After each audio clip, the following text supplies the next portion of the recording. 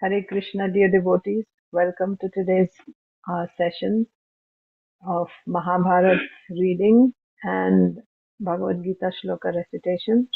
We are going to recite from Bhagavad Gita chapters 4, 5, and 6. We'll recite the memorization shlokas. Om Namo Bhagavate Vasudevaya. Om Namo Bhagavate Vasudevaya. Om Namo Bhagavate Vasudevaya. Namo Vishnupadaya Krishna Preshtaya Bhutale Srimate Bhaktivedanta Swaminiti Namine Namaste Saraswate Deve Gauravani Pracharine Nirvishesha Shunyavadi Paschatya Deshatarine Jai Sri Krishna Chaitanya Prabhu Nityananda Shri Advaita Gadadhara Srivasadi Gaura Bhakta Vrinda Hare Krishna Krishna Krishna Hare Hare Hare Rama Rama Rama Hare Hare. Let's begin reciting Srimad Bhagavad Gita as it is, chapter 4, text 1.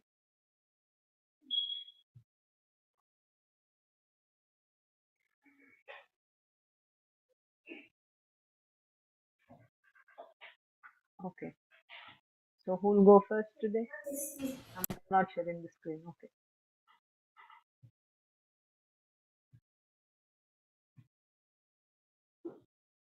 So that's a prayer. You want to start? 4-1. 4-1. He Bhagavan Imam Vivaswate Yogam Proktovan Humamyayam Vivasvan Manave Praha Munur Iksva Pavayam. The personality of Godhead said, Lord Sri Krishna said, I instructed the impossible science of yoga to the sun god Vivasvan, and Vivasvan instructed it to Manu, the father of mankind. And Manu, in turn, instructed it to Iksvaku. 4-2. Evam parampara praptam imam raja sayo vipuhu sakalanam mahata yogo nasta parantapa. The supreme science was thus received to the tale of the simple successful, and the saintly kings understood it in that way. But in due course of time, the successor was unspoken, and there was science as it is appears to be lost. 43. Sevayam maya desya yokta puratana bhakta sime saka cheti rahasyam garottama. That very ancient science of relationship with the Supreme is related by me to you, because you are my duty as well as my friend, and willing to understand and the mysteries of this science. 4-5. Sri Bhagavan Uvacha Bahuni Miryati Dani Jamani Tavachartana Tanyaham Veda Sarvani Natvam Veda Parantapa. The personality of God said, many births, but you and I have passed. I can remember all of them, but you cannot. O subduer of the enemy. 4-6. Ajokisan of Vyayatma. Udanam Iswarokisan. Rupratim Sam Adhisraya. Bhavamaya. Although I am dear born, my transcendental body never deteriorates. And although I am the Lord of all living entities, I still appear, living millenniums, in my original transcendental form. 7. Yada yada hi dhammasya dhanarbhavati bharata abhyaktanamathannasya tadatmanam sridhamyam. Forever and forever, in Jesus practice, O descendant of Bharata, and a predominant rise of irreligion. At that time, I descend myself. 4.8. Paratranaya sadhunam vinasaya janaspratam karma samasthapanarthaya sambhavami yuge yuge. To deliver the pious and to regulate the mysteries, and as well as other states of religion. Myself appears millennium after millennium. 4.9. Janma karma jame divyam evam yoga citatvatha Pratima Veji Sarjana. One who knows the transcendental nature of my appearance and activities is not upon leaving the body, take his birth again in this material world, but attains my eternal abode, or heaven. For them, Vitaraga Bhaya Purva Manmanara Vikasita Mahava Jnana Tapasa Puta Madhavamagata. Being freed from harassment, fear, and anger, being fully absorbed in me, and taking refuge in me, many persons that have passed, became purified with knowledge of me, and thus they all attain transcendental love for me. 4:11. Yanatam prapadyante tamsatayavadanyam navavartante manusyapatasasaha. As all surrender unto me, I reward them accordingly. Everyone follows my path in all respects. O son of Pritha. 4:13. Shatarvaryam maya system manakarma vibhagasaha tasya kartaram bhinavam madhyakartaram. According to the three modes of material nature and the work associated with them, the four divisions of human society are created by me. And although I am the creator of this system, you should know I am yet the non-doer, being unchangeable. 4:34. Tadvidhi pranipatena pariprasnena sevaha upadekshyanti te jnanam jnaninastatvadarshanaha. Just try to learn the truth by approaching a spiritual master. Inquire from him submissively and under service unto him. The self-realized souls can impart knowledge unto you because they have seen the truth. Yajñātvāna punarmoham evam yasasi pandava yena bhutani sesani draksasyatmatthamayi.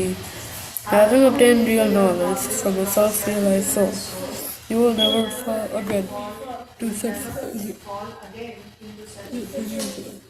For by this knowledge you will see that all living entities are but part of the Supreme, or in other words, that they are none.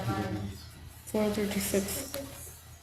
Vichedsusi papebhyaha sarvebhya papakritamah sarva jnana panirvaitva vidhanam santavisyasi.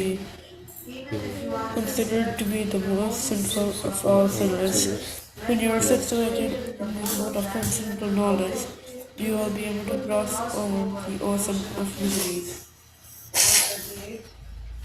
Nihityadeena sadrisham pavitram iha vidyate tatsvita alenatmani vindati. In this world, there is nothing so sublime and pure as transcendental knowledge. Such knowledge is the mature fruit of all mysticism, and one who has become accomplished in the practice of devotional service enjoys this knowledge within himself in due course of time. 4:40. Agyasya Shuddhadanuscha Samsayatma Manusyati Jnanam Lokosthana Paro Nasukam Samsayatmanaha. But ignorant and faithless persons who doubt the revealed scriptures do not attain God consciousness. They fall down. For the doubting soul, there is happiness neither in this world nor in the next. 442. Tasmad Agyana Sambhutam Hitsam Jnanasinatmanaha Tattva Yogam Bhaktistostistabharata. Therefore, the doubts which have arisen in your heart out of ignorance should be slashed by the weapon of knowledge. Armed with yoga, O Bharata, stand and fight. 2. Sri Bhagavan Vacha Sannyasa Karma Yogasya Nishreyasa Karamubhav Taivastu Karma Sannyasa Karma Yogo Vishishyate.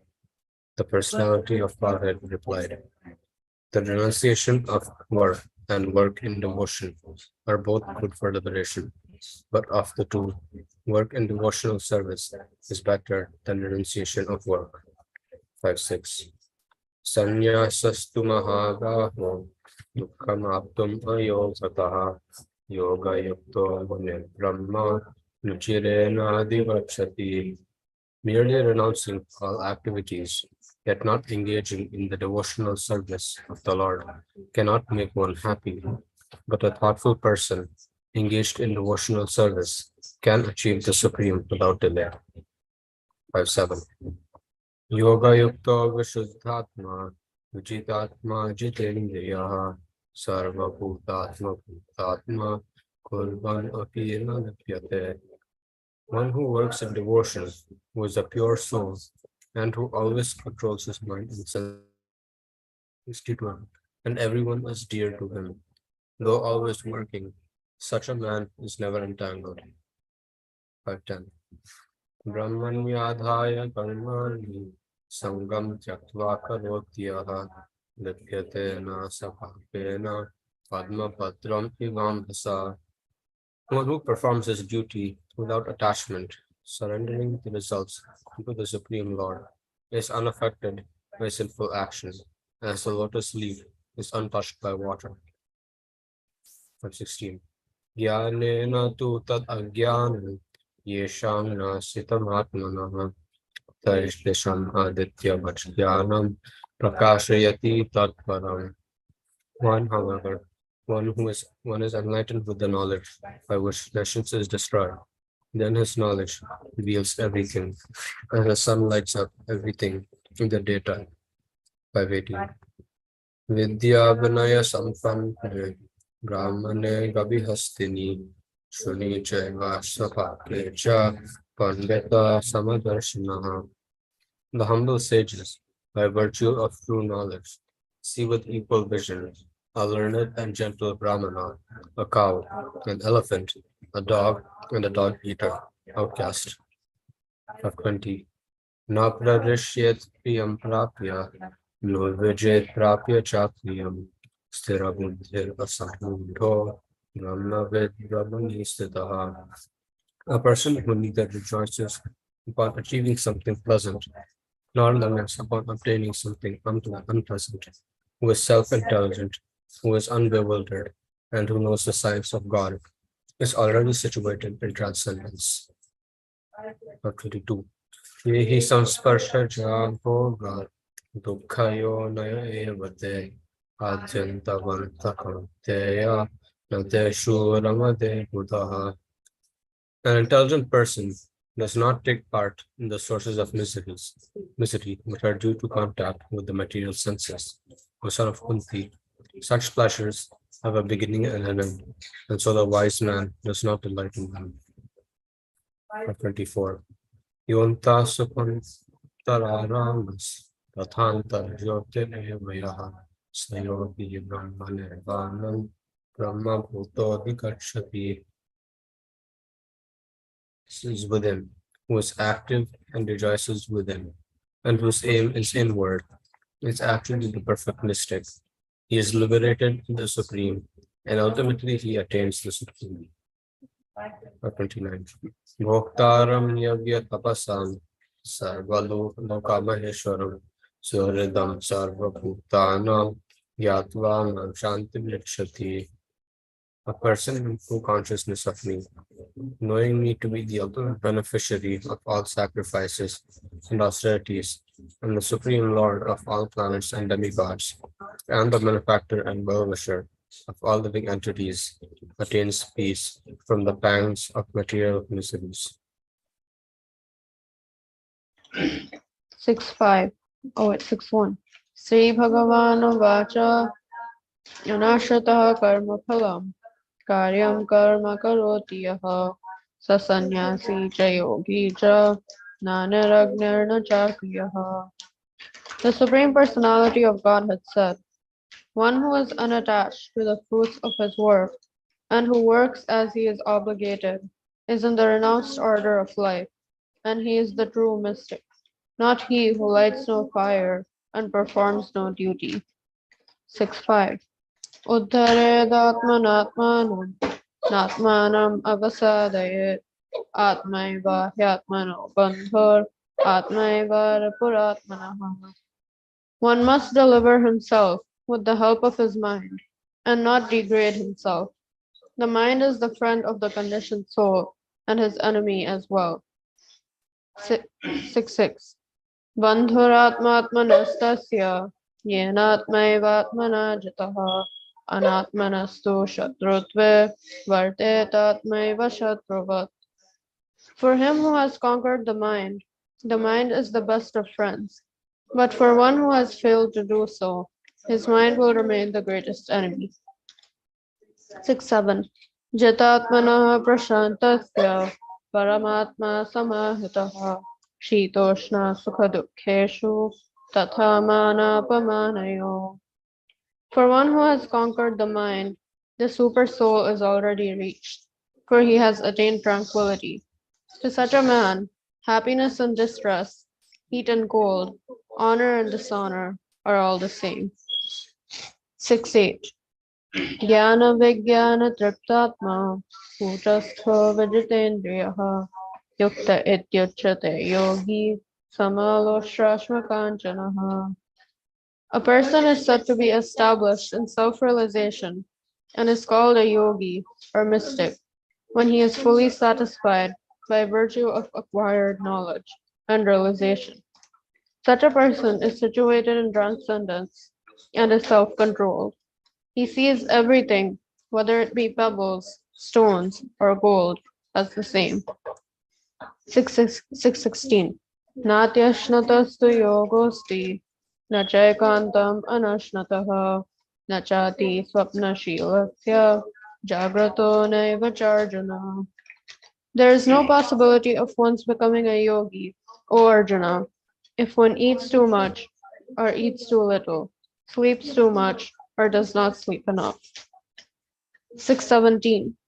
Yuktahara viharasya yukta cheshtasya karmasu yukta swapna vabodhasya yogo bhavati dukkhaha.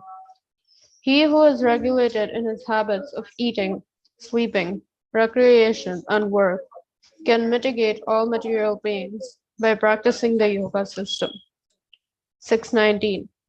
Yatha dipo nivatastho ningate sopama smrita yogino yata chittasya yunjato yogamatmanaha. As a lamp in a windless place does not waver, so the transcendentalist, whose mind is controlled, remains always steady in his meditation on the transcendent self.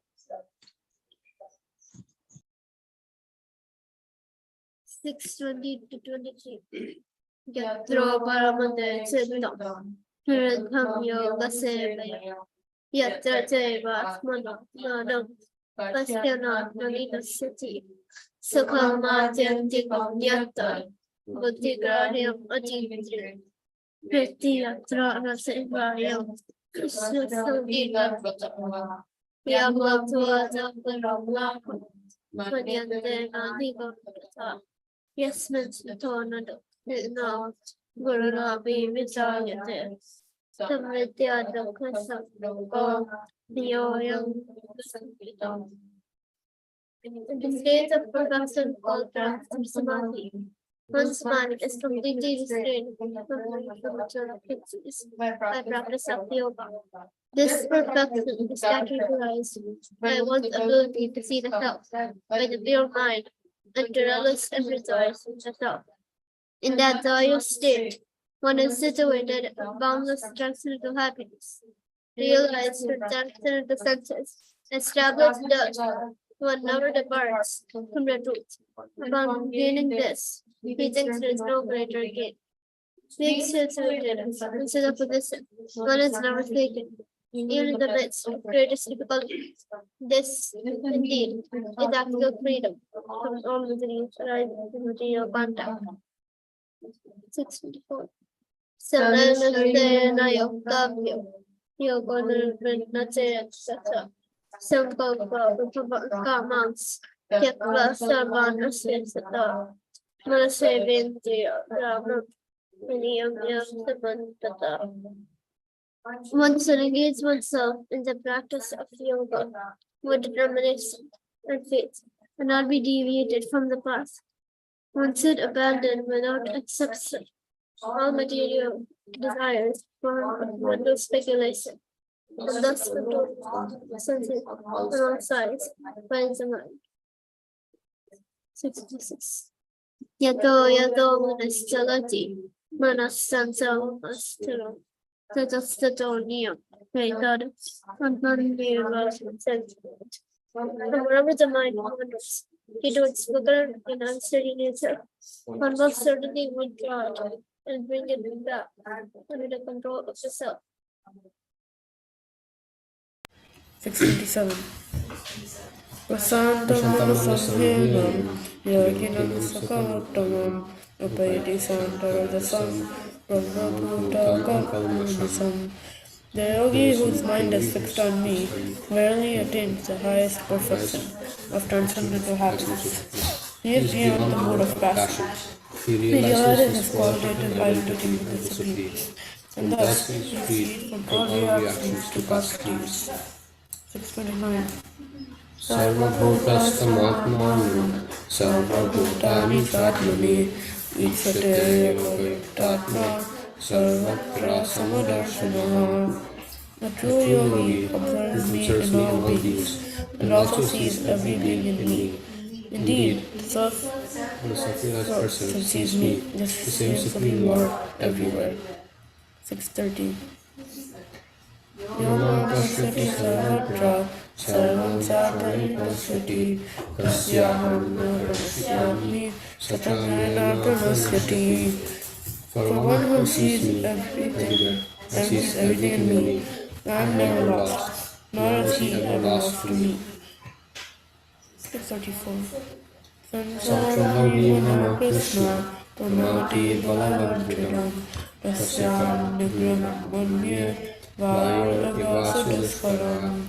For the mind is restless, turbulent, obstinate, and very strong, O Krishna, and to subdue it, I think it is more difficult than controlling the wind. 635. Sri Bhagavan Vacha Asansayam Samabhavo Manodam Savam Abhyasena Dukunteya Vairagena Sagrayate. Lord Sri Krishna said, O mighty armed son of Kunti, it is undoubtedly very difficult to address this mind, but it is possible by suitable practice and by detachment. 640.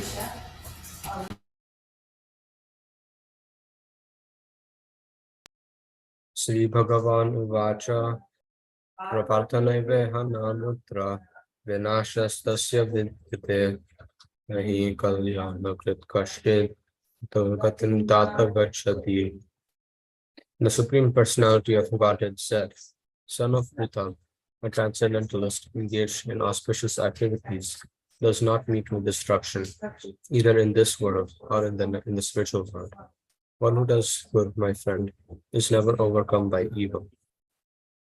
641.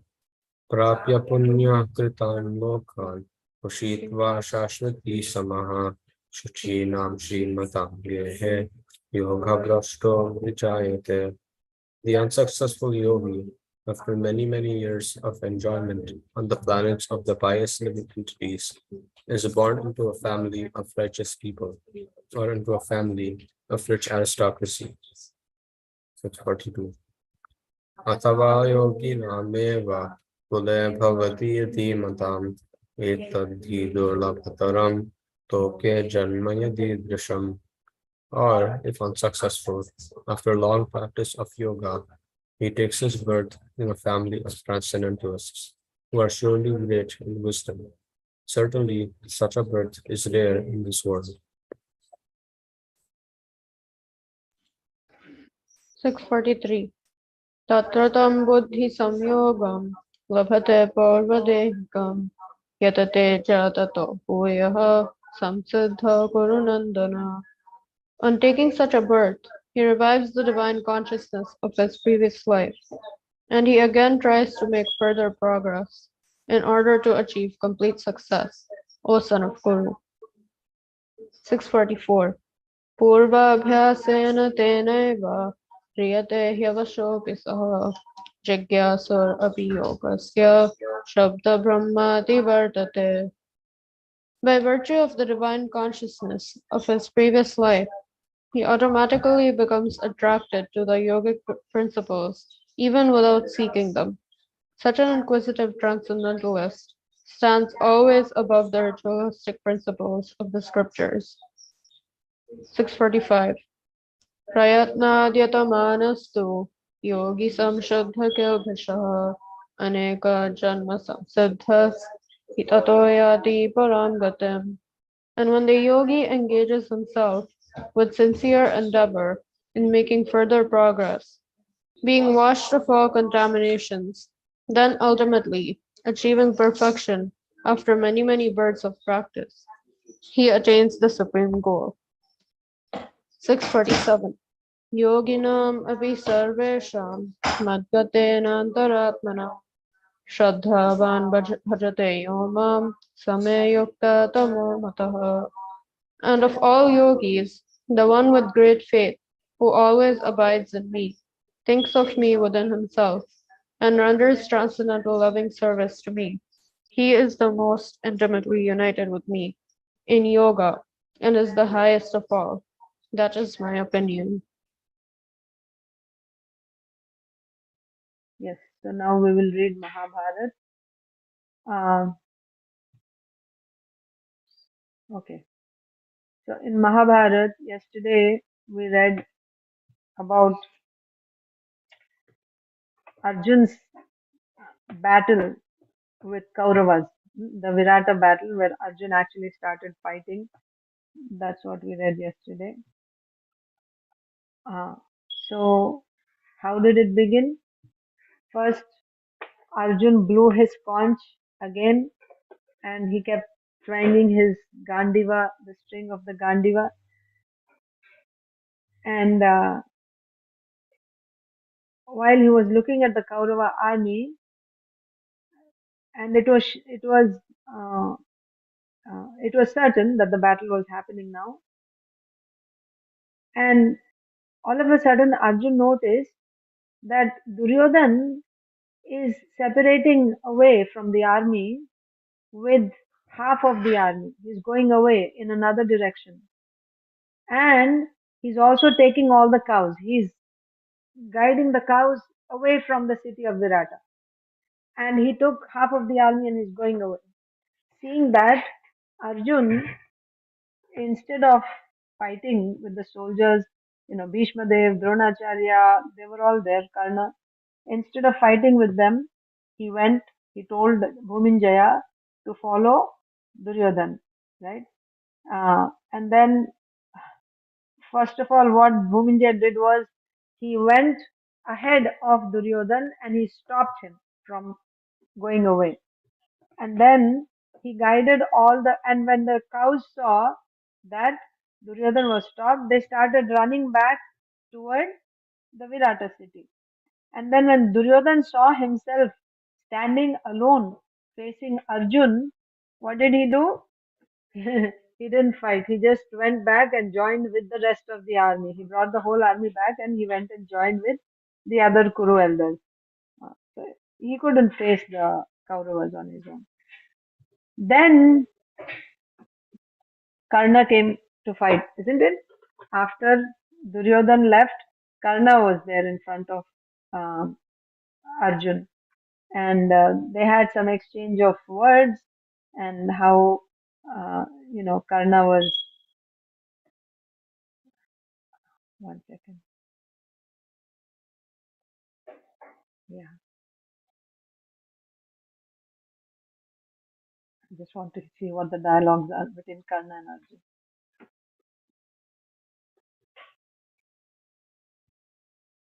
Actually, yeah, after saving, then uh, he told Bhuminjaya that forget Duryodhan. He's a coward. He fled away from here, so forget Duryodhan. And I know that Karna wants to fight with me. That wretched Karna wants to fight with me. So take me. Let's go to him. Right. So he turned around and on the battlefield he went for this. Bhuminjaya took the chariot towards Karna. That's how. It's not that Karna came. Bhumijaya went towards Karna. But before he could meet Karna, four of Duryodhan's brothers came and fought. Arjun defeated them, but he refrained from killing them, thinking of Bhimsen's vow to kill all the sons of Dhritarashtra. And then other warriors came to attack Arjun. And Arjun was one particular king called Shatrun Tapa, right? Shatrun Tapa. He attacked and he put up a fight mm, uh, with Arjun, and he even wounded Arjun. But eventually, by killing Shatruntapa's horses, his charioteer, and then cutting off his arms and head, Arjun killed Shatruntapa also. Then he turned, after killing Shatruntapa, Arjun turned towards the Kurus, and then he started going closer to them. And the way he was fighting, he's single-handedly fighting with all those soldiers, constantly shooting arrows. It appeared that he was dancing on his chariot. And also, another analogy is, when a forest fire consumes wood, like that, he seemed to consume the Kuru army with his arrows, like that. He was like a blazing fire. Uh, then Arjun's chariot approached Karna's. That's where he was headed in the first place. But in the meanwhile, all the others came in the middle. So now he reached Karna. And Karna's brother came in front of Arjun and Arjun killed him. So Karna got very angry that his brother got killed. And then, uh, yeah, he, yeah, I'll see what Karna said when his brother was killed. He was angry and he rushed at the Pandava with a great shout. Yes, so then it was Karna who first attacked Arjun. Being very angry that his brother was killed, Karna attacked Arjun with arrows, and then Arjun returned with so many, with a thick shower of arrows. So there was a big fight between the two of them, and all the other warriors on the battlefield, when they saw the fight between Karna and Arjun, they stopped fighting. Everyone went and started observing the fight. They became spectators. They stopped fighting like this. Uh, they were cheering also, right? When they saw special moves made by either Arjun or Karna, they would cheer. They would blow their conch shells. They would clap like that. It became more like a tournament or something, and they all became spectators. Um, and when Karna did something wonderful, everyone was, uh, the soldiers, Kuru soldiers were applauding him. Arjun couldn't tolerate that. So now he would fight back with redoubled strength. This went on for some time, and ultimately Karna actually was defeated. And he couldn't stand in front of Arjun, so he literally left the battlefield. He retreated from the battlefield. Seeing this, um, uh, now Duryodhan came to attack Arjun. Duryodhan came to attack Arjun. Now, uh, yeah, Arjun faced Duryodhan. He fought with him, and I think he defeats Duryodhan also. Yeah, all the soldiers were so, terror struck seeing Arjun that they literally started worshipping Arjun in their hearts. Like they were so scared, right? Seeing him fight, they were so much struck with fear seeing Arjun fight the Kuru warrior, the soldiers. They were literally praying to Arjun in their minds. And Arjun was killing not just soldiers, horses, elephants, so many. He just created such a havoc there.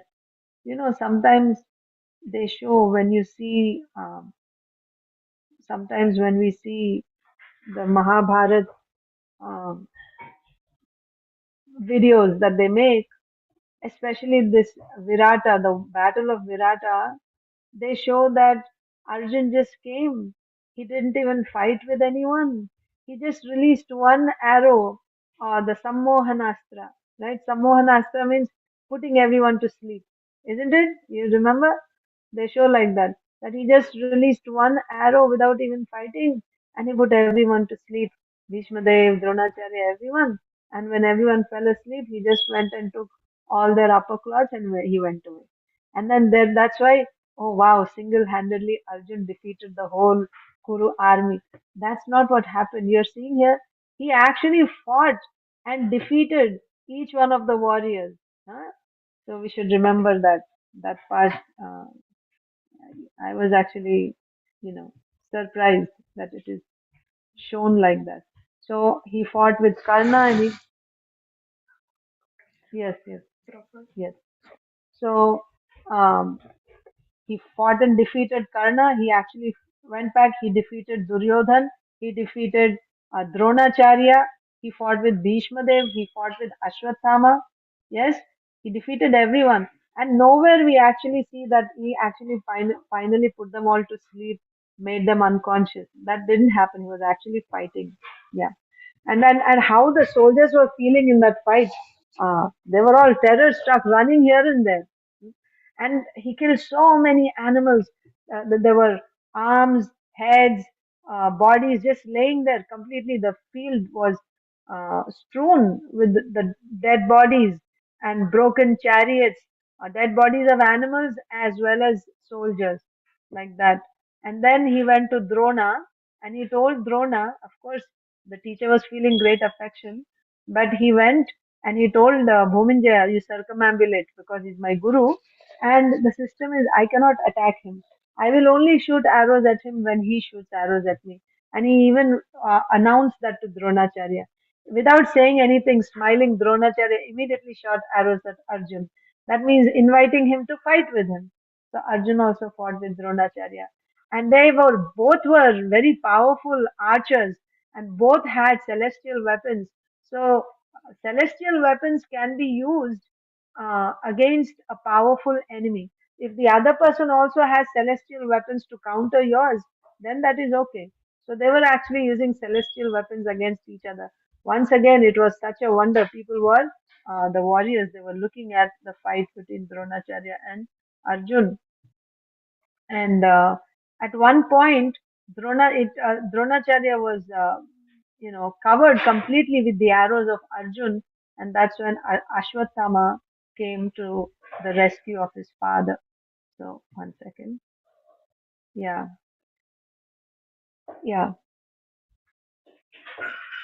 And while another point is when Arjun is fighting with Dronacharya, he was on one hand he was countering Dronacharya's arrows and also shooting his attacking Dronacharya. He is not just countering whatever Dronacharya was shooting.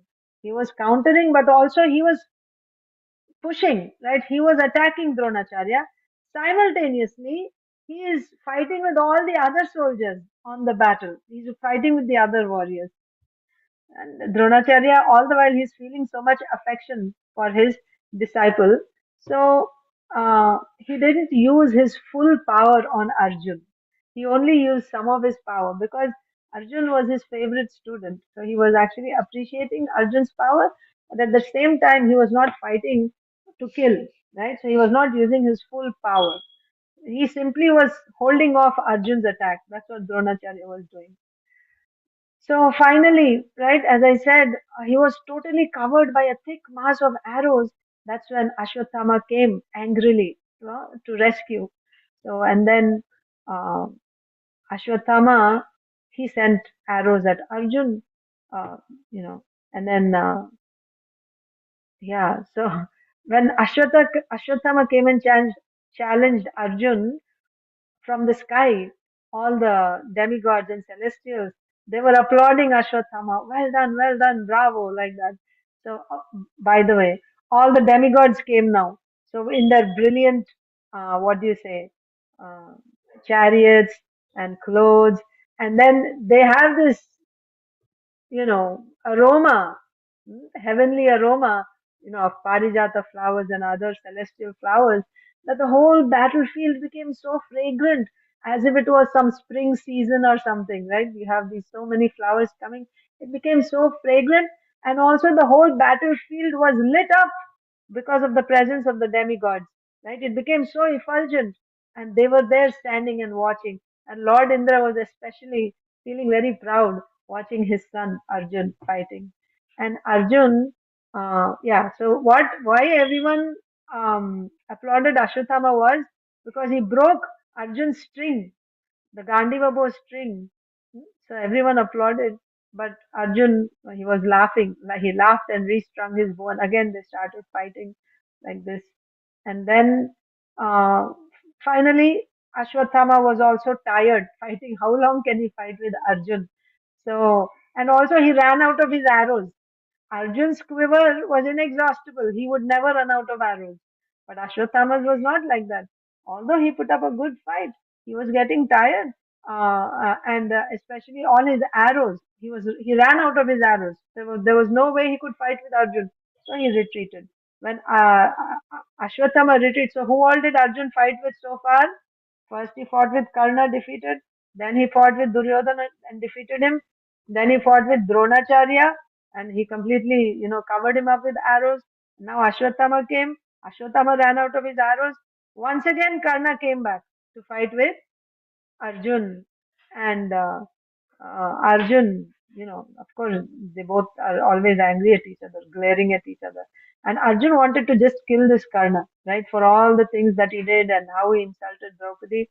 So he thought, now Karna, you, whatever big words you speak, right, you make your words true. Let's fight like that.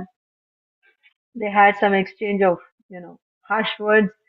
And then finally, yeah, Arjun started shooting arrows with his Gandiva, and he fired so many dozens of uh, armor piercing arrows. So his arrows could go through the armor of Karna like that. And he cut off Karna's bowstring. Then I think he even killed the horses, I think, and the chariot driver. Yeah. And then finally, five or six fighters came to support Karna because uh, Arjun was overpowering Karna. And Arjun killed all the helpers who came. All the other warriors who came, he killed all of them. I just wonder how this Karna was defeated. Yeah, he killed. That's what he did. He killed Karna's horses. Then he pierced his breast. Hmm? And Karna actually fainted. He fainted this time, the second time. And his horses were also killed. And he also fainted and he fell there on his chariot. So then uh, Karna is defeated now. So they just left. Arjun and Bhuminjaya left him there, right? Arjun said, take me to Bhishmadev, right? I think he also wants to fight with me.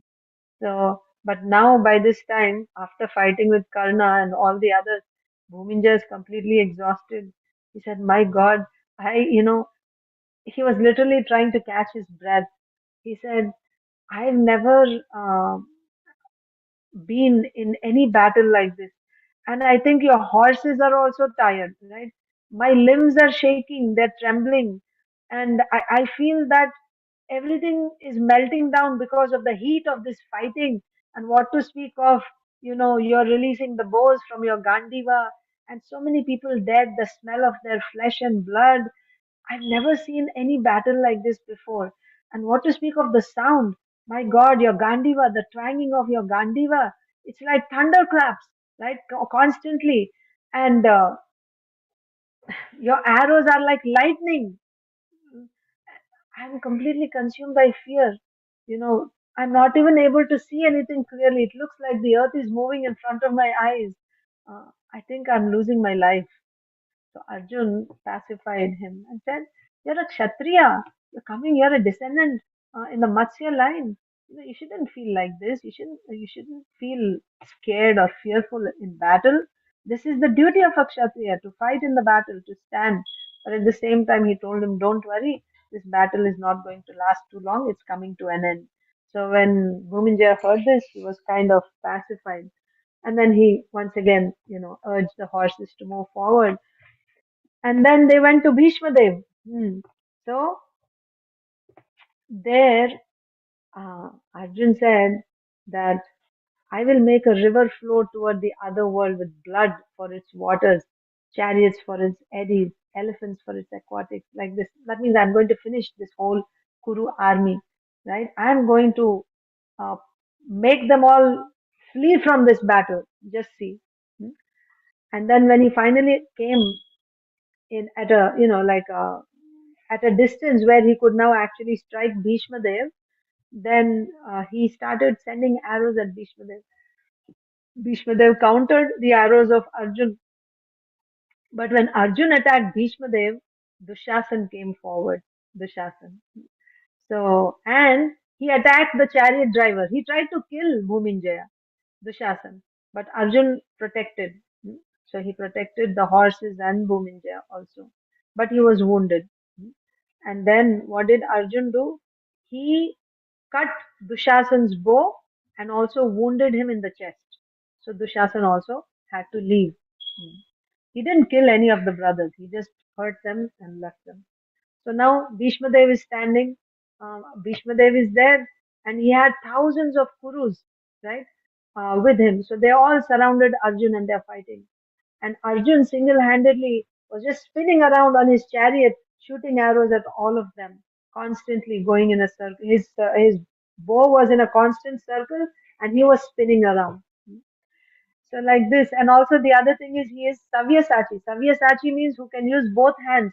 So sometimes he's shooting with left hand, sometimes with his right hand, and uh, they couldn't bear to stand there on the battlefield to face Arjun's attack. They started running away, retreating, the Kurus. Even that retreating was not easy for them. With great difficulty, trying to save themselves, they were retreating. And while they were running, they were falling over dead bodies, trying to save their lives. They were so much struck with fear. Now, when all the soldiers were running away, the leaders like Duryodhan, Karna, Kripacharya, Dronacharya, Ashwatthama, everyone attacked Arjun at a time, and they shot so many arrows they completely covered him like that. And now Arjun used his uh, celestial weapons, right? So he would shoot one arrow, and that would send so many thousands at a time. So he was um, countering their attacks. So the weapon that he used is called Aindrastra, and there he invoked the power of Agnidev using Aindrastra, like this. So Bhishmadev was still there fighting, and he was smiling, looking at Arjun's fight. Hmm. And I'm just wondering how Bhishmadev is. And meanwhile, all this time, Hanumanji was on the banner, roaring. What did Bhishmadev do? He shot arrow at Hanumanji on the banner, and Arjun got so angry.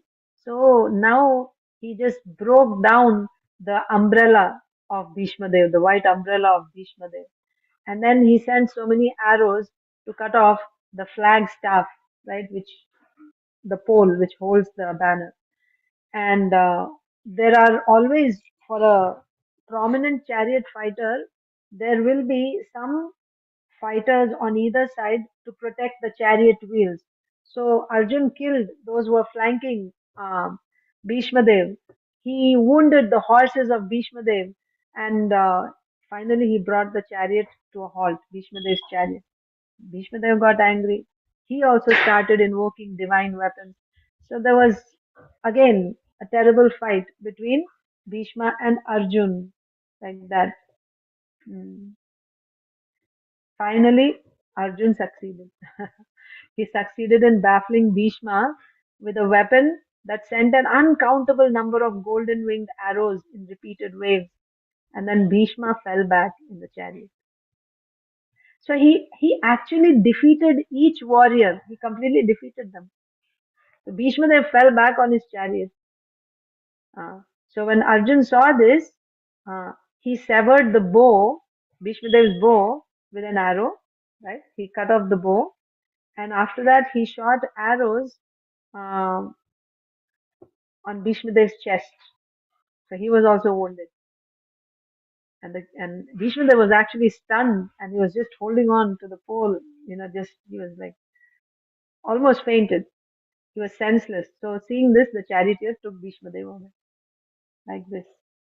Then also Vikarna came. Who is Vikarna? One of the brothers of uh, Duryodhan. He came with an elephant. So first Arjun shot an arrow in the head of the elephant, which went all the way. The long arrow pierced completely. You could only see the feathers in the back coming out. The elephant fell down, and then Arjun wanted to shoot Vikarna also, but again, right, he's a brother and he has to be killed by Duryodhan, so he didn't kill. But Vikarna was terrified and he ran away to his brother's chariot because when the elephant fell down, he jumped off and he ran away, took shelter. Like this. Once again, he encountered Duryodhan, Arjun, for the second time, and Duryodhan fell down on his knees, vomiting blood. So, yeah. Arjun was laughing all this while, and they all started running, literally. The Kaurava, when Duryodhan fell down, he's the leader, right? And he ordered his charioteer retreat. Duryodhan told his charioteer, go back, because he was wounded. And then when Duryodhan is retreating, everyone is running. Arjun is telling, why are you going back? What happened? Right? You're a Kshatriya, you should stand and fight. But they didn't stop. They just kept going. Not just Duryodhan, but all his brothers. Everyone started to flee from the battlefield. They abandoned. They didn't want the Matsya's wealth. They didn't want anything. They wanted to save their lives. But then Arjun didn't leave it at that. Oh, okay, they went back, so it's over. I rescued the cow, so let me go back. No, I promised the ladies to bring the costly robes of the Kurus. So Arjun uh, went and collected, or I think he told Bhuminja. Either way, they went and collected, and then they came back. But before coming back, Arjun told Bhuminja, let's put our weapons back. So they went back to that tree, Sami tree, tied his gandiva, his quivers, and then once again put the whole bundle back on the tree. And now Arjun said, when we go back, you see, Yudhishthir Maharaj, um, I don't know when Yudhishthir Maharaj wants to reveal this news to everyone. So I don't want to reveal it myself. So I don't want you to tell anything when we get back. Don't say anything about the battle that happened. You just say that you fought the battle and I am your chariot driver. That's all you should tell them. Okay? And you tell them you fought and you won the battle. Bhuminja said, so Arjun took the seat as a charioteer now again, and Bhuminja was in the back. So Bhuminja said, there's no way that I could have won this battle or even faced those warriors, but I respect your thought, your desire to let Yudhishthir Maharaj decide when to reveal. So I will keep quiet like that. But he didn't agree to take the credit that he fought. So like this, they went back. So let's see what happened after they went back to the palace. This is chapter 40, Out of Exile. Toward noon, on the day after his victory, King Virata re-entered his city. So what happened the day before, you remember? King Virata went with the other four Pandavas to rescue the cows. They fought with Susharma, and that night they stayed. And early that morning, Arjun went with Bhuminjaya. He fought and he came back. So it was about noon time, I think. Well, not noon time. By noon time, Virata came back with his army and the other four Pandavas. He came back to the city after spending the night where they won the battle. So, toward noon on the day after his victory, King Virata re entered his city. Praised by bards, he shone amid the four Pandavas whose identities he still did not know. When he reached his palace and was seated upon his throne, he inquired after the whereabouts of his eldest son because Bhuminjaya was supposed to sit on the throne in the king's absence. There's nobody on the throne. So where is Bhuminjaya? Some of the palace ladies told him what had happened. Out of excessive bravery. So out of excessive bravery, the prince has gone out to fight the best of the Kurus. With Brihannala as his charioteer and no other support, he rode out, promising to defeat the vast Kuru army and bring back the cows. So where is Bhuminjaya? He went with Brihannala as his charioteer to face the whole Kuru army single-handedly and to rescue the cows. And how he was able to do that? Because he was excessively brave, like this the ladies were telling. The king was at once overcome by sorrow. This is no child's play, right? This is not just about, boasting to the ladies. He actually went into the battlefield to face Bhishmadev, Dronacharya, Karna, Dushasan, Duryodhan. My God. So the king was struck with sorrow. How will my son fare against the likes of Bhishma, Drona, Karna, and Duryodhan? Even in Srimad Bhagavatam, it is said, Parikshit Maharaj says in the first chapter of the 10th canto. So Parikshit Maharaj, when he is asking Sukadev Goswami to narrate uh, the pastimes of Krishna, in that context, in the beginning, he's saying that why he's asking Sukadev Goswami to tell him the pastimes of Krishna. So one reason he gives is my grandfathers. Who are the grandfathers? Uh, Yudhishthir Maharaj, the five Pandavas. When they face, he's talking about the battle of Kurukshetra, but I'm just telling you what was the Kaurava army like. So there it is said, uh, Kaurava Sainya Sagaram. It's a verse from Bhagavatam. Kaurava Sainya Sagaram. That means the Kaurava Sena, the army of the Kauravas, was like an ocean.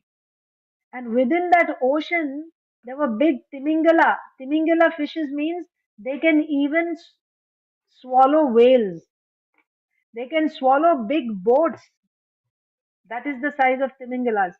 So in that ocean of Kaurava army, there were such big sharks, Timingalas, like Bhishmadev, right?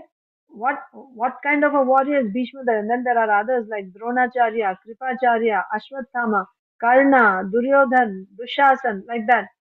So, if somebody wants to cross the ocean, is it possible?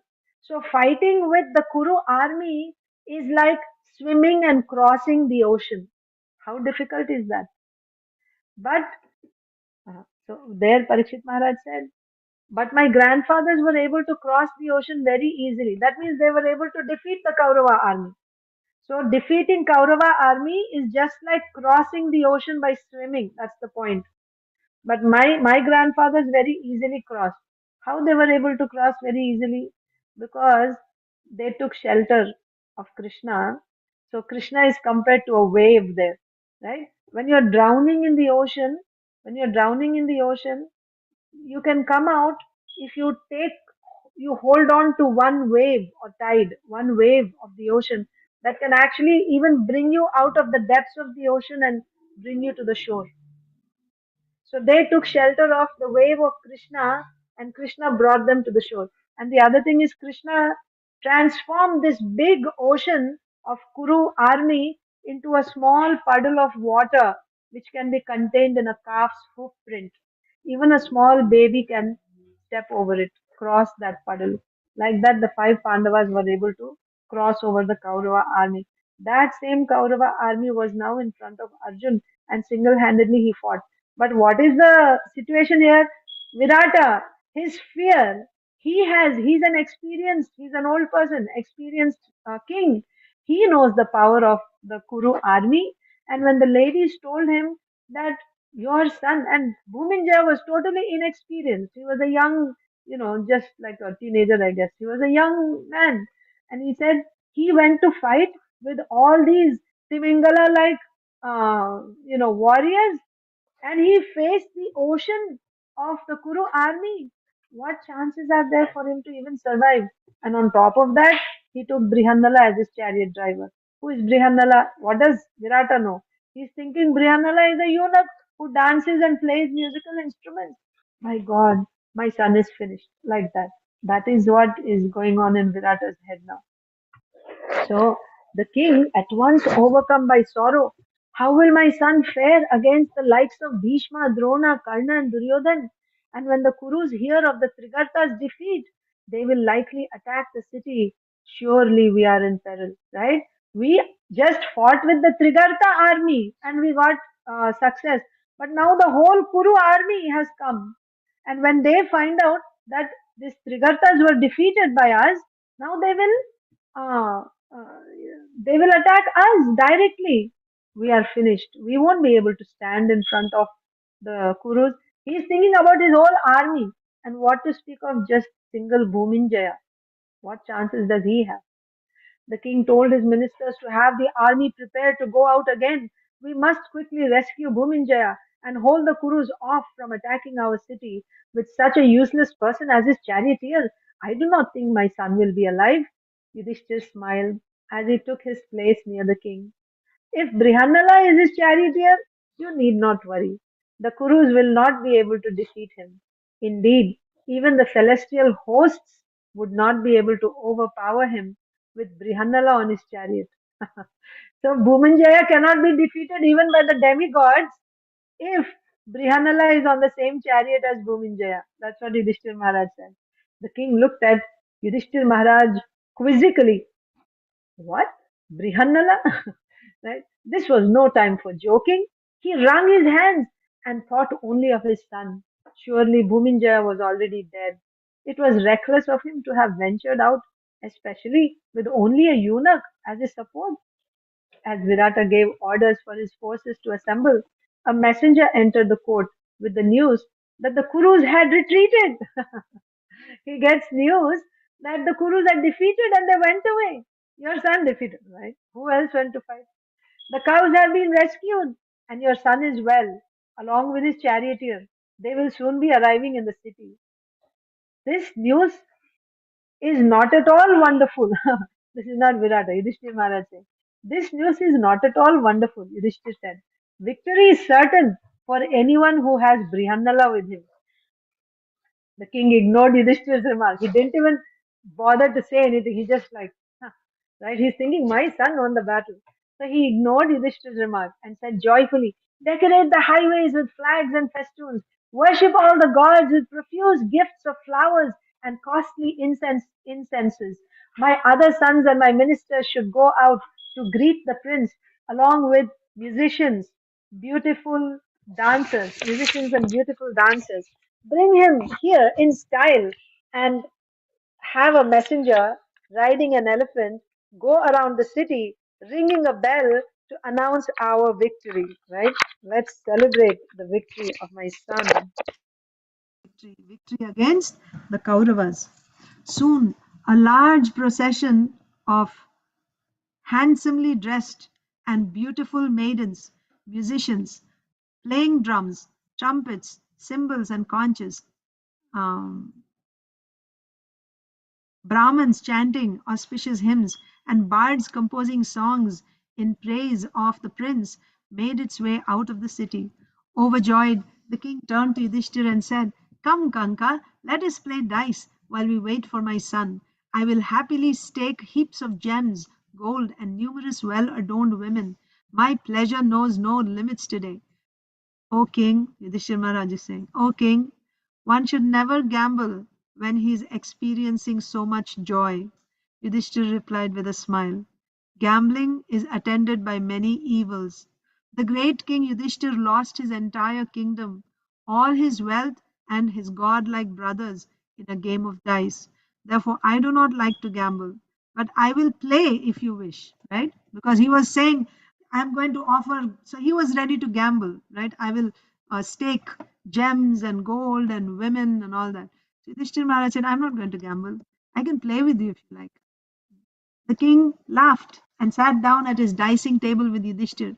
As they played, he said, What do you think of this news then, Kanka? My son has single handedly defeated the invincible Kurus.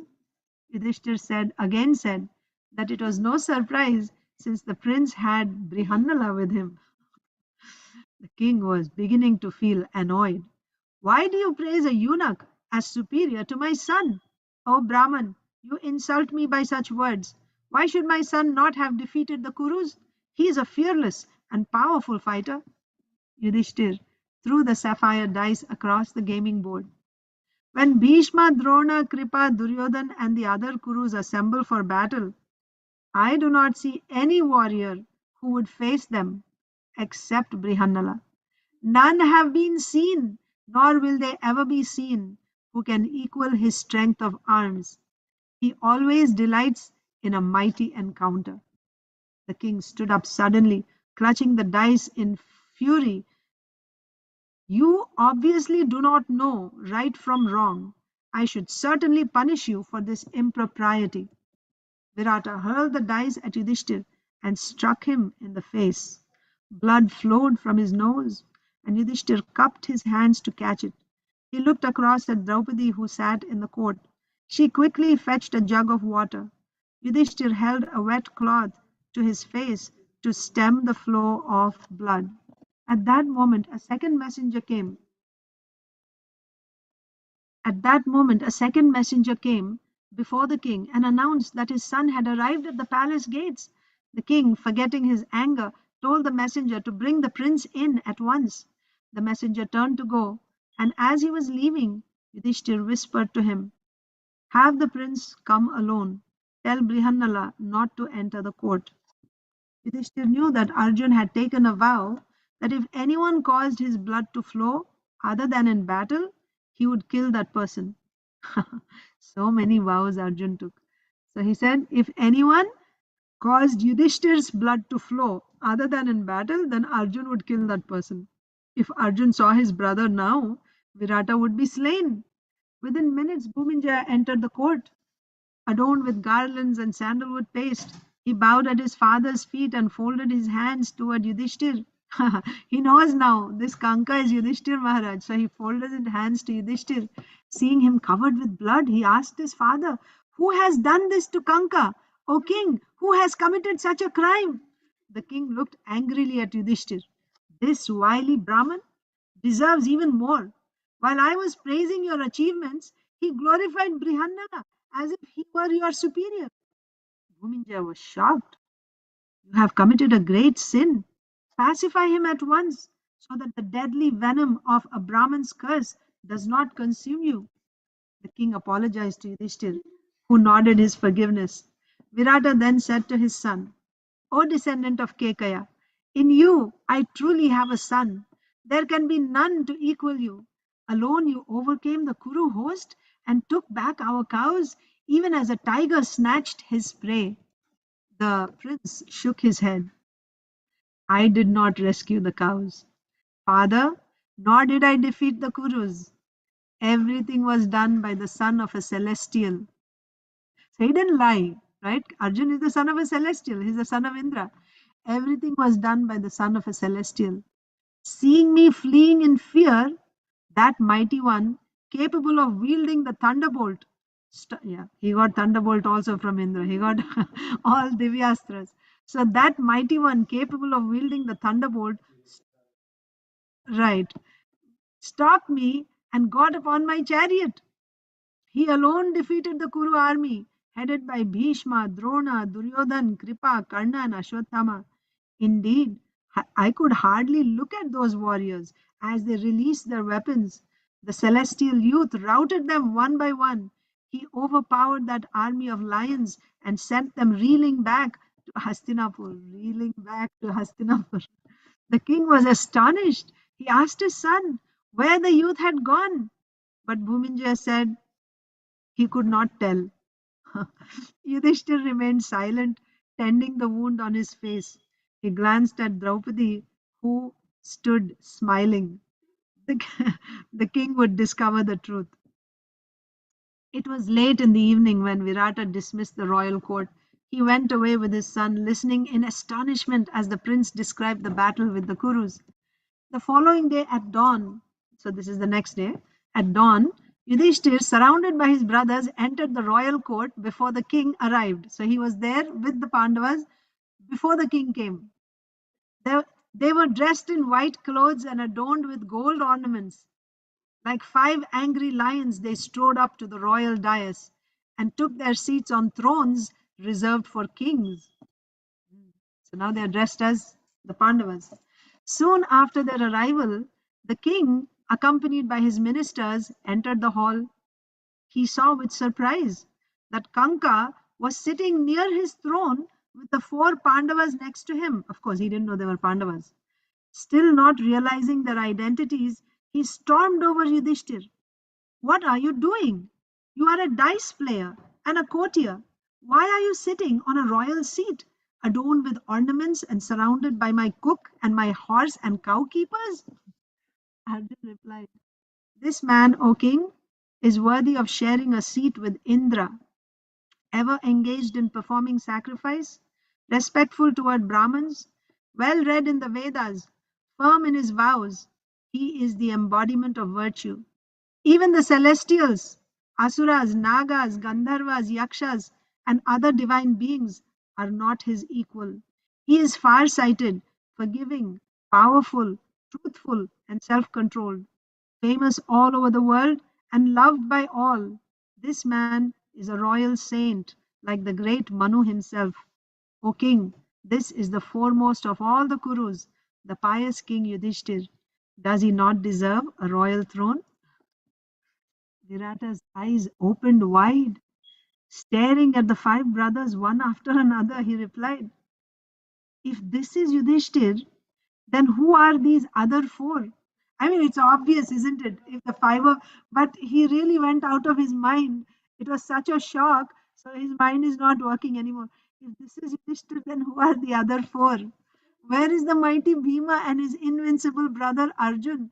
Where are Nakul and Sahadev and the illustrious Draupadi? Since their defeat at Dice, no one has seen them. Arjun lifted his hand toward Bhima. This one, your cook Vallabha, is Bhima, possessed of dreadful prowess and energy, right?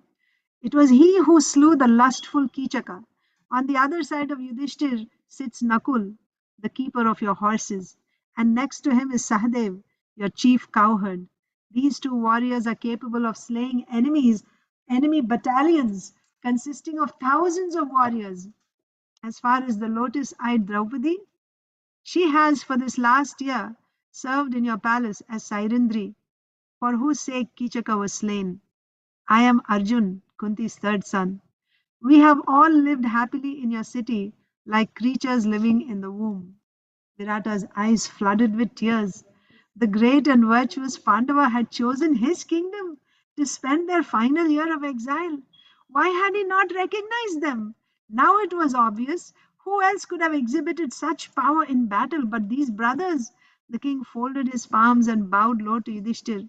As the king stood up, Bhuminjaya indicated Arjun. It was he who slew the Kurus like a lion killing deer. It was he who rescued the cows and overpowered the great heroes from Hastinapur. My ears are still deafened from the incredible blasts of his conch. Virata felt deeply ashamed of himself for insulting and wounding Yudhishthir. He spoke humbly. The time has come for me to honor your illustrious selves.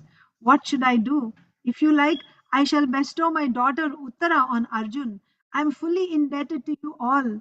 It was Bhima who rescued me from the clutches of Susharma, and Arjun has saved us from defeat at the hands of the Kurus. O great king, please forgive me if I have unwillingly given you any offense. You are worthy of my worship. Virata offered his entire kingdom to Yudhishthir with his scepter, treasury, and city. He arranged for Brahmins to offer them worship and repeatedly exclaimed, "What good fortune! What good fortune!" The Pandavas got down and embraced the old monarch, who gazed at them without satiation. Again, offering his king, he keeps giving away his kingdom to them all the time, whoever comes, right? Especially the Pandavas. When Tantripala came, you take my kingdom. Arjun came, you take my kingdom. Bhimsen, you rule my kingdom. Like that. So again, offering his kingdom to them, he turned to Arjun and added, "O hero, please take my daughter's hand." Arjun placed his arm around the king's shoulders. So now, because he's so humbled, so now, yes, he put his arm around the king's shoulders. Let your daughter become my daughter in law, right? Then we'll become Sandhis, right? We are like, uh, how do you call it? In-laws, right? So let your daughter become my daughter-in-law. That would be a fitting alliance between our two houses. The king looked surprised. Why would you not accept the princess as your own wife? Since I came here, your daughter has seen me like a father, Arjun replied. We have often been alone together, and she has often confided in me, O king. I have seen her as my daughter, and do not wish anyone to think it was ever different. That's another point, right? So now if Arjun accepted, let's say, if Arjun accepted Uttara as his wife now, what will people think? Oh, for this past 1 year, Arjun was with her in close quarters. They were probably having an affair. So this will spoil the character of Uttara. So many angles you have to see. So Arjun is saying that I have always, first of all, I always looked at her as a father, and she would come and reveal her heart to me in that relationship. I have seen her as my daughter, and I do not wish anyone to think it was ever different. Hmm? If I were to accept her as my wife, others will doubt her purity. I wish to prove her purity and therefore will continue to see her as my daughter. There is no difference between a daughter and a daughter in law. Let her wed my son Abhimanyu. He is Krishna's nephew and he resembles a celestial in every way. He will be a proper husband for Uttara and a son for you, Abhimanyu. He'll be a proper son and a husband. Son for you and husband for Uttara. The king nodded approvingly. You have spoken well, most virtuous one. Do what you think is proper. Whoever has a relationship with Arjun, no matter what it may be, has all his desires fulfilled, right? So whether she'll be his wife or daughter-in-law, it does not matter. Somehow or other, she has to be related to Arjun. Any,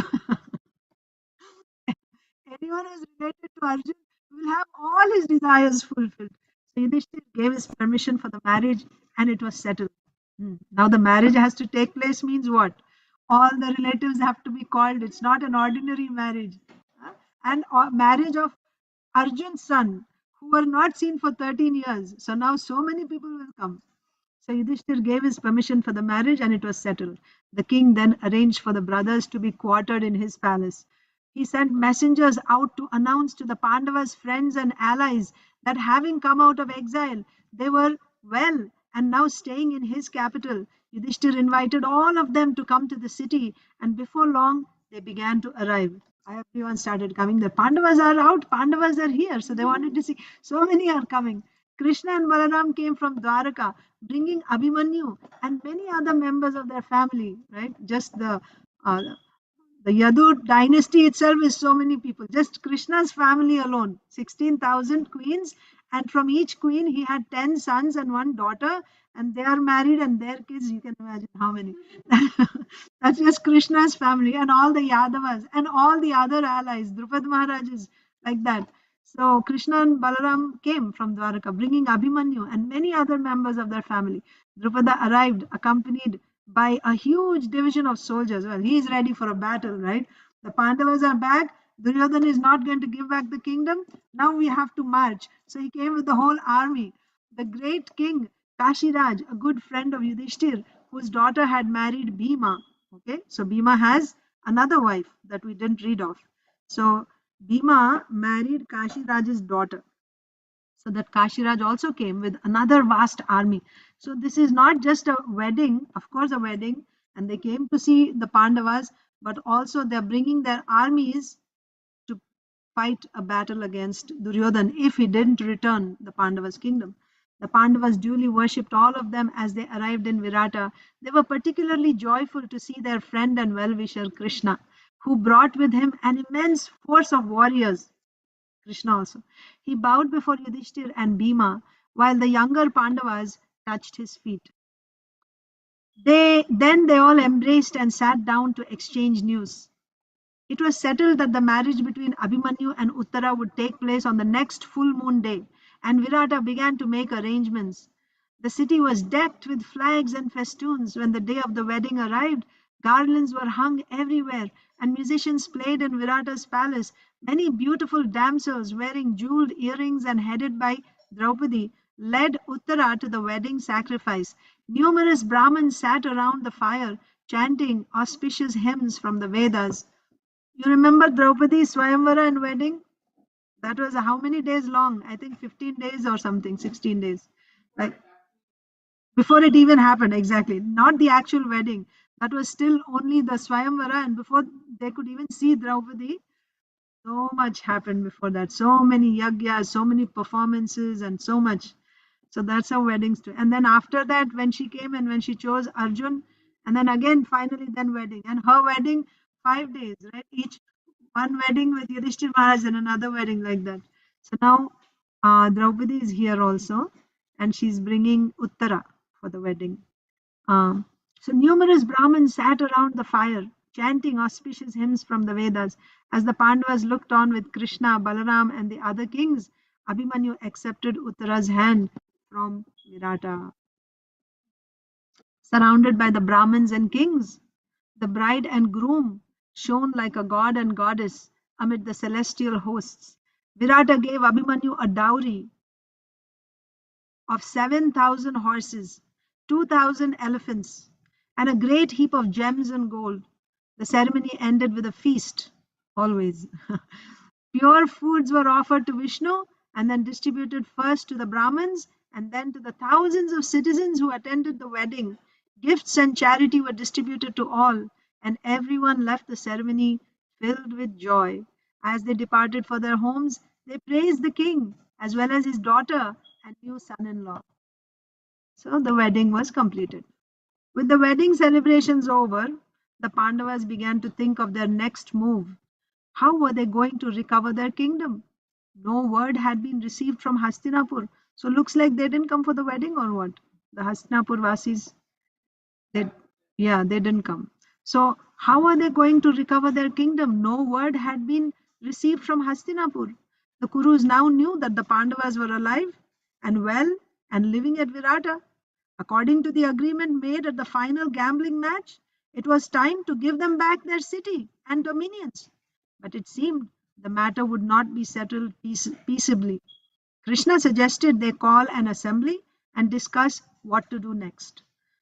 See, so many days passed. The wedding was not a small affair, right? And the date was also fixed for the next full moon. How many days after that, we don't know. But, and the whole world knew now that the Pandavas are back. So, from Hastinapur, they should have sent a messenger to the Pandavas, welcoming back and inviting them to come back to take their kingdom. That was according to the agreement of the gambling match. So, but it seemed the matter would not be settled peaceably. Right? Their intention was obvious. They didn't want to return.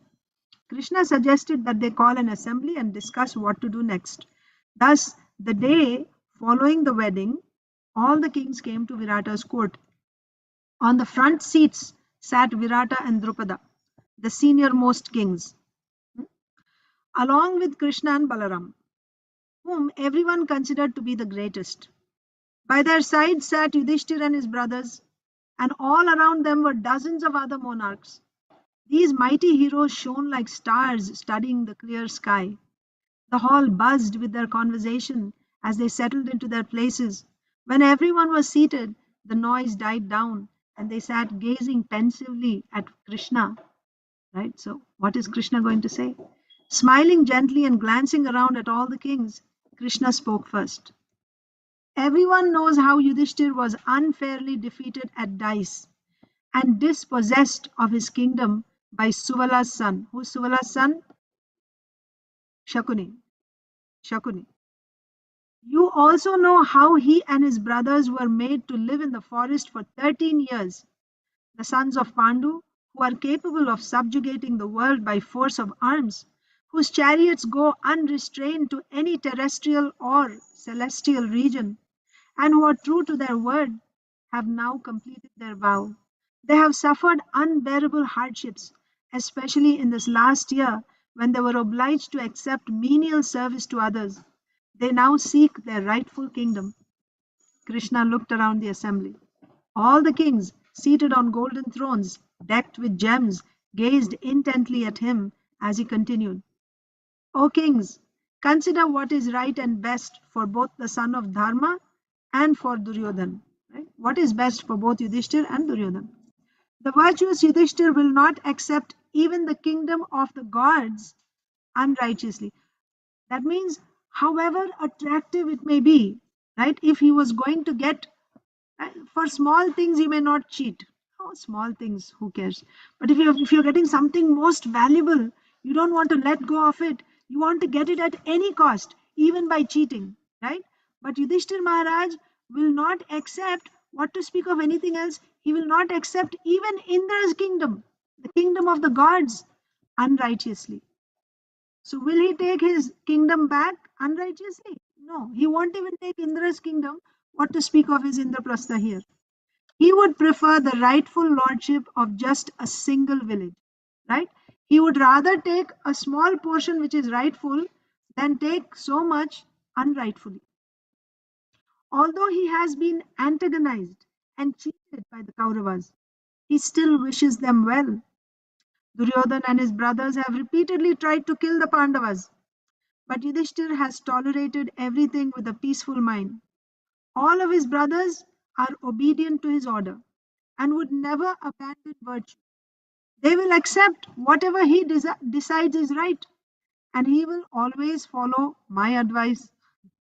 So that means there's no way that they'll ever do anything not virtuous. Krishna glanced at Yudhishthir, whose eyes were fixed affectionately on Krishna's face. Yudhishthir desired only to please Krishna, and his brothers all shared that sentiment. Whatever Krishna advised would surely be best for them. Even Bhima, although longing to wreak vengeance on the Kauravas, would renounce his anger if Krishna deemed it wrong.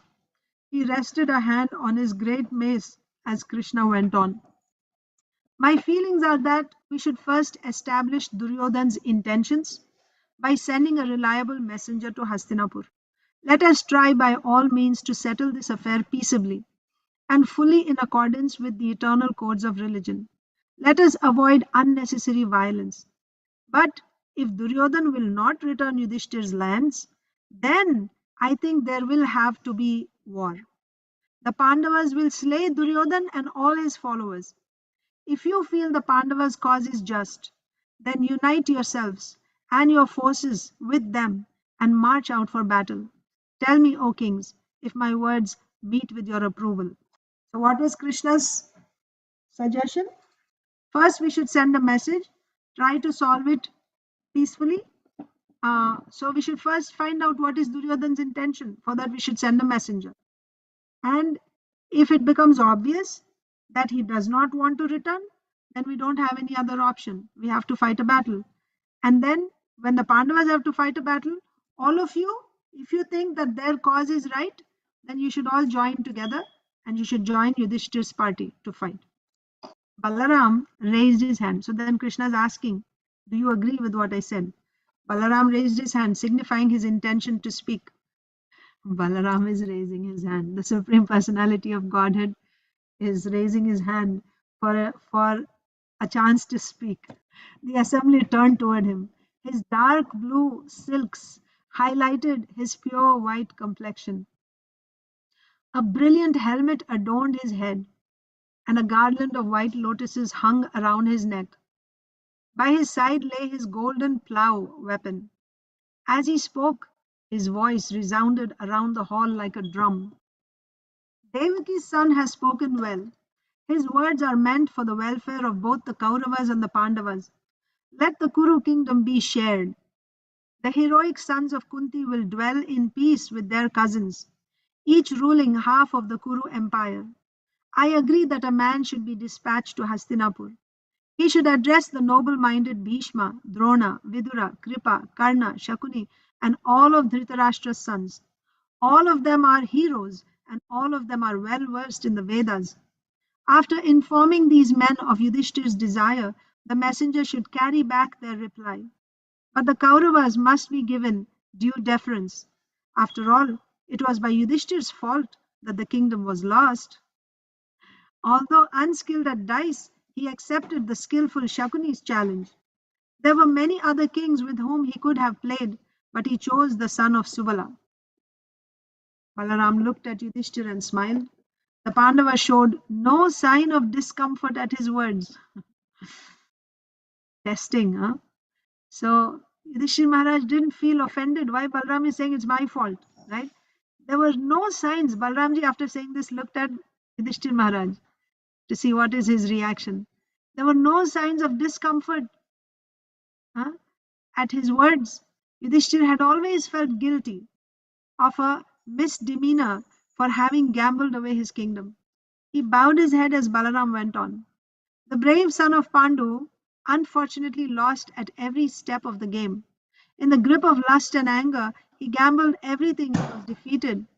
Who can blame Shakuni for this? Therefore, we must adopt a conciliatory tone. So when we go there, when we speak, or even when we speak amongst ourselves, we should maintain that tone in our speech. It shouldn't be like we are pointing out it is your fault, you did not like that, but I'm also at fault. So in a humble way, right? So therefore, we must adopt a conciliatory tone when we address the Kauravas, especially when you talk to them, right? We would avoid war by any means. That which is gained by peaceful methods is beneficial to all, while that gained by war has the opposite effect. Although Yudhishthir accepted Balaram's speech, it surprised the other Pandavas. They knew that the Yadava hero had a soft spot for Duryodhan, his disciple at mace fighting. But when he last saw them, when Balaramji last saw the Kauravas, just after their leaving Hastinapur, he had been in favor of them marching into the Kuru capital and punishing the Kauravas. Because Samba, right? Samba had taken Duryodhan's daughter, Lakshmana. So Duryodhan had arrested Samba. So then Balramji came to release Samba. And then the Kurus said, who are you? We are the monarchs, like that. So then Balramji got angry and he said, I'm going to drag the whole city of Hastinapur into the river Yamuna. And then they came to their senses and went and fell on his feet to pacify him. So that happened. So now the Pandavas are thinking, they knew that the Yadava hero had a soft spot for Duryodhan, his disciple at mace fighting. But when he last saw them, just after their leaving Hastinapur, he had been in favor of them marching into the Kuru capital and punishing the Kauravas. It was hard to understand why his attitude has changed. Sorry, I think this is not that one. Sorry. So this is not that incident where Balramji came, not that one. But after the Pandavas were defeated in the dice game and they were just about to leave Hastinapur, I think it is that time. So Balramji was angry and he said, why don't you, go and declare a battle, war against the Kurus, fight them, like that. That was Balramji's mood. He had been in favor of them means the Pandavas, marching into the Kuru capital and punishing the Kauravas. It was hard to understand why his attitude had changed now, right? Now he's saying that Yudhishthir is at fault. This is after 13 years. Perhaps Duryodhan had influenced him with his version of what had happened in Hastinapur. Whatever the cause is, the Pandavas knew that Balaram was always their well-wisher. They remained silent as he paused in his speech. Suddenly, Satyaki, a powerful Yadava hero and one of Arjun's martial students, leaped to his feet. He was incensed by Balaram's words and could not hear more. Even as Balaram continued to speak, Satyaki interrupted, and all eyes turned toward him. A man will always reveal his inner nature when he speaks. Even as a forest contains trees which bear fruits and those which do not, so in one family are born powerful heroes and others who are powerless and cowardly. O you who bears the sign of the plough on your banner, I am loath to call you cowardly. But why do you display such timidity toward the wicked Kauravas? Balaram sat calmly, but Satyaki's face glowed red with fury. He gazed around the assembly as he went on. How can anyone sit here and listen as Balaram speaks in this way? We all know what happened in Hastinapur. Yudhishthir was cheated of his kingdom by a mean trick. Had the Kauravas gone to Indraprastha and defeated him there, then that would have been fair. But they summoned him to play in their own city and then compelled him to accept Shakuni's challenge. How can prosperity attend such men? Why should Yudhishthir now approach them in a servile mood? The Kuru kingdom is his by right. It once belonged to his grandfather and then to his father. There is no doubt about this. Even if this pious man had no rightful claim to the kingdom, he still deserves to rule the earth by virtue of his qualities. If the Kauravas will not willingly give him back his ancestral territories, then I will force them to do so. I will persuade them by cold steel on the battlefield. Satyaki stepped forward and stood on the mosaic floor in the center of the hall. He clutched the hilt of his sword as he stepped into the middle of a design depicting the blazing sun. I will oblige the evil-minded Kauravas to fall at Yudhishthir's feet. If they refuse, then they shall have to go with their ministers to death's abode. Who can withstand Satyaki when he stands ready to fight? Can the mountains bear the thunderbolt? In the same way, who can bear the brunt of the Gandiva bow when Arjun wields it, or the force of Bhima's mace? When the Pandavas are united with Drupada and his two sons, as well as with their own sons, Pandava's own sons, what man valuing his life would face them? When the great Yadava heroes come out for battle, the Yadus, what will the Kauravas do? After killing all of them, let us install Yudhishthir as the emperor of the world. It is impious and shameful to beg from enemies. We should set out at once. Either the Kauravas will surrender the kingdom or they will lie prostrate on the battlefield. Having vented his anger, Satyaki returned to his seat. Balaram still remained peaceful. He could understand Satyaki's feelings. The old king Drupada then spoke. O you with long arms, it will doubtlessly be as you say. Duryodhan will never surrender the kingdom. Dhritarashtra is too fond of his son, and he will follow him without question. So it will be with Bhishma and Drona. So it will be with Bhishma and Drona. They also will not be able to do anything. They have a misguided loyalty. In my opinion, we should not act on Balaram's suggestion.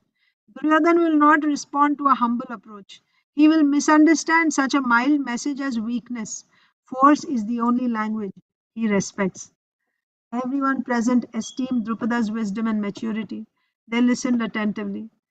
This is my advice. Let us prepare for battle. Send out messengers to all our allies and have them come here. Duryodhan will certainly do the same. Even now, his men will be heading out and approaching even those whom we now count as friends, right? Our messengers should travel swiftly around the globe, for a noble man will not refuse he who first asks him for help, right? So we shouldn't lose any more time in peaceful talks. We should just start uh, gathering our armies. Drupada then named the kings and their countries where they could find support. He knew Duryodhan would ask everyone to fight with him, whether they were his allies or not. It was important to reach the kings first with their own plea. After listing 40 or 50 monarchs who might assist their cause, Drupada concluded, while we are assembling our forces, let a good man go to Dhritarashtra. I suggest we send my priest. We should carefully instruct him what to say to the Kauravas, but I do not expect much to come out of that. Battle is inevitable. Krishna clapped his hands approvingly. These words befit the great king of the Panchalas, who is unequaled in prowess. You are old in learning and wisdom, thus you are just like our Guru. We should act as you say and not otherwise. I agree. But my relationship with both the Pandavas and the Kauravas is the same, regardless of the present situation among them. I have come here and been pleased by King Virata's reception. The wedding is over, and I will now return to Dwaraka. I leave it in your hands, O monarch, to guide these kings in how to sue for peace between the two parties.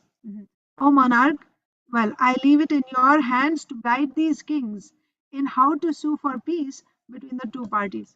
If a mutually agreeable solution cannot be found, and if the foolish Duryodhan will not accept peace due to his pride and ignorance, then summon me again. I will do all in my power to help.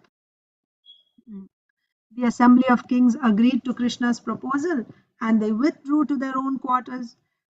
So first step would be they will send messengers to ask the various friends, allies, to help them in the battle, to take their side. And while that is going on, Drupada will send his priest as a messenger to Duryodhana. So that was decided. And Krishna is going back to Dwarka. And if Duryodhana didn't agree, then Drupada and Virata will call for Krishna, and then Krishna will tell what should be done next. Virata worshipped Krishna with respect and sent him on his way back to Dwaraka. Then he began to make preparations for war. Messengers on swift horses were dispatched around the world, and soon large armies began to arrive at Virata. Troops poured in from all quarters and set up camp around the city. Filled with men and animals, the earth seemed covered with dark clouds. The gathering troops created a clamor resembling the roaring ocean. In the Kuru capital also, vast armies were amassing to support Duryodhan. The goddess Earth, with her mountains and forests, seemed to tremble under the burden of so many warriors. When the large force was ready at Virata, Drupada, after consulting with the other kings and the Brahmins, spoke with his priest. O Brahman, among all men, those who are twice born are the best. Among the twice born, the Brahman is the best. And among Brahmins, he who knows the Vedas is superior. Those who have realized Vedic knowledge are even better, right? Knowing knowledge and knowing realized, having realizations, they're even better. And among those, the best are they who practice their knowledge in life. I am of the opinion that you are the best of all men, this priest, having realized the supreme Brahman. Your knowledge and wisdom are equal to Brihaspati's. You know what kind of man Yudhishthir is and how the Kurus stole his kingdom.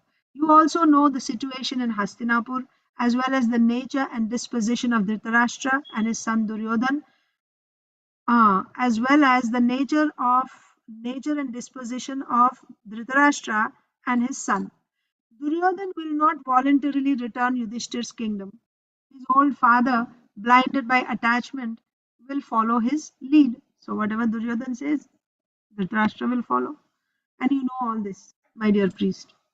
Drupada then explained that although he should go to Hastinapur to ask Dhritarashtra to return the Pandavas' kingdom, there was another purpose. He knew that Duryodhan and his father could not be swayed by reason. The priest's job, therefore, was to convince other Kuru elders of the righteousness of Yudhishthir's claim and of Duryodhan's foolishness in bringing on war. Okay, so when you go and ask Duryodhan or Dhritarashtra, they are not going to agree. But when you go there, you should try to convince all the other Kurus, right? Bhishma Dev, Dronacharya, all the others. Yeah. After 13 years of listening to Duryodhan, few among the Kurus may still recognize the truth.